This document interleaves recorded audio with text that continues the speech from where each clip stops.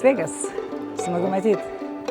Ruošiu pristatymą apie Lietuvą Europos Sąjungoje. Ar galėtumėte plačiau apie tai papasakoti? Nuo įstojimo į Europos Sąjungą 2004 metais mes išgyvenam nepaprastas ekonominės ir ne tik ekonominės permainas. Per pastaruosius 30 mečius Lietuva patyrė stulbinamą transformaciją. Ir mano nuomonė, įstojimas į Europos Sąjungą ir NATO tai yra pats didžiausias įvykis po 1990 metais atkurtos Lietuvos nepriklausomybės. Esu įsitikinusi, kad mūsų sąjunga ir toliau augs. Mes Lietuvoje dalinsime savo patirtim su tais, kurie netrukus prisijungs prie Europos Sąjungos. Tai čia svarbiausias turbūt priežastis.